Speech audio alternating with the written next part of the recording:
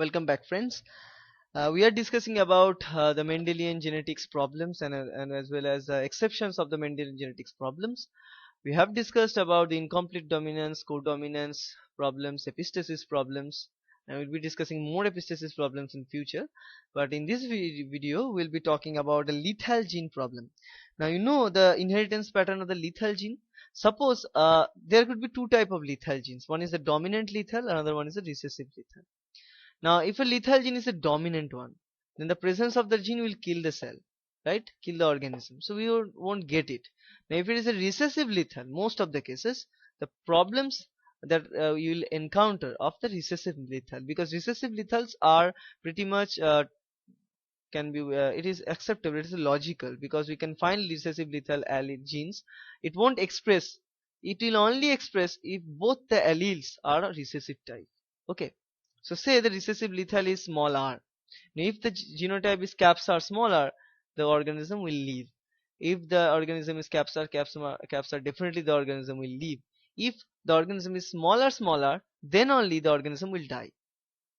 Now however, if the organism cross with caps are smaller with a caps are smaller, then one of the organism's offspring can going to get the recessive lethal and eventually can be dead. Okay, so now let us look at this lethal gene problems. Okay, in case of Linium, it's a monocot plant. The endospermous gene is a recessive lethal gene.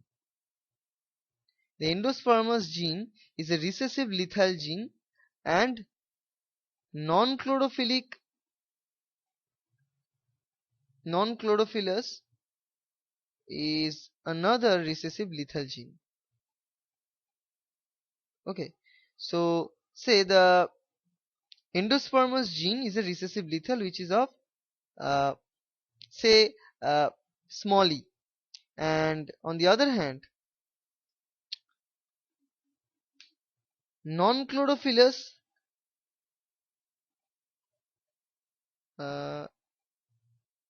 coat or non-chlorophyllous type is another recessive lethal gene. So both of them are recessive lethal. Say this is Capsi endospermous.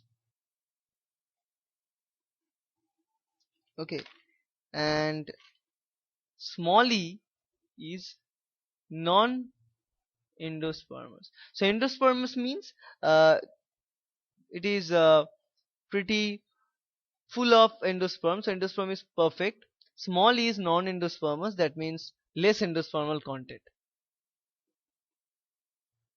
Okay.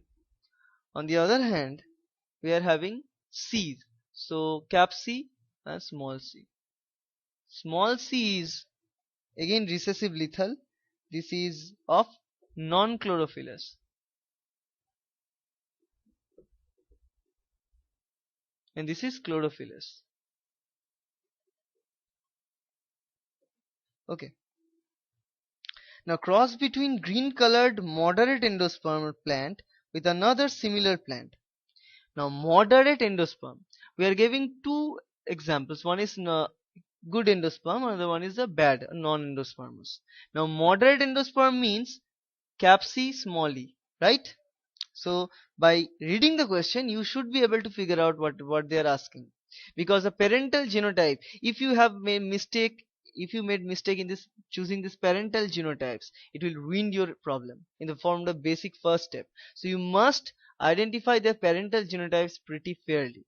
Okay, so moderate endosperm means both between them. So moderate endosperm means Capsi small e. Okay, so this character is a kind of incomplete dominance character. Okay, so moderate uh, cross between green colored moderate endo. So green colored means chlorophyllous. So capsi would be the green colored, right? So green colored means here is also they are telling that this is moderately green, not dark green. Okay, and they cross this with another similar plant. So here is another trick.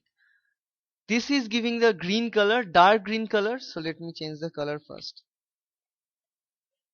Sorry. Okay. So this is giving the dark green.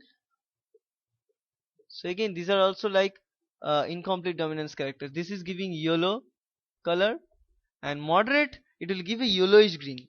So the actual thing is that we are crossing a yellowish green moderate endospermous with another yellowish green moderate endospermous. That means yellowish green moderate endospermous means we are having Kappsi small c, because it will giving us the yellowish green and it will giving us the moderate endosperm.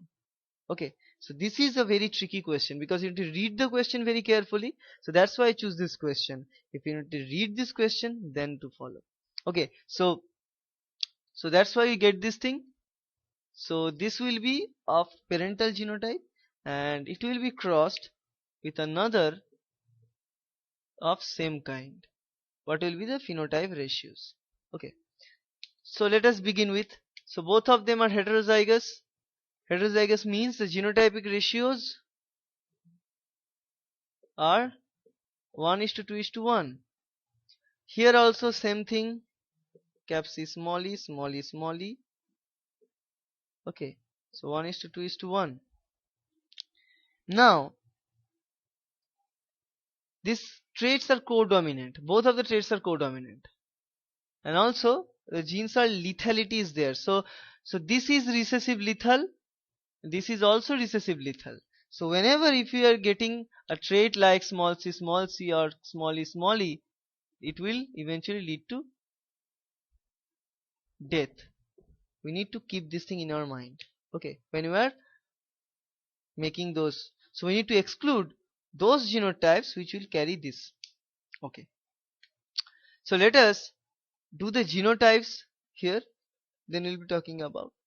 So yellow colored will not possible, as well as non-endospermous is not possible. So whenever you're getting yellow colored or non-endospermous, we'll kill those. So let us begin with the phenotype. So the phenotypes here again, so phenotypes here what we are going to get is,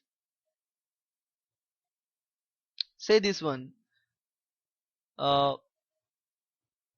green. Green means chlorophyllus, not write it green, write it chlorophyllus.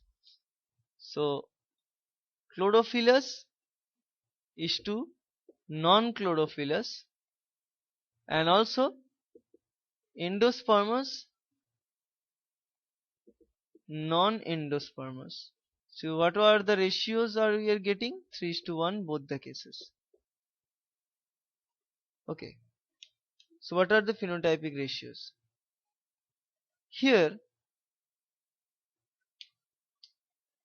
this will happen if we are talking about normal dominance. But we know that if we are having Kappsi small c, we are having of yellow green. If we are having Kappsi small e, we are having moderate endosperm. So these characters are not only lethal but also codominance, right? Sorry, incomplete dominance. So instead of this, we'll be having some different thing. So we'll be having. So now let us write green, dark green, then yellowish green, then yellow.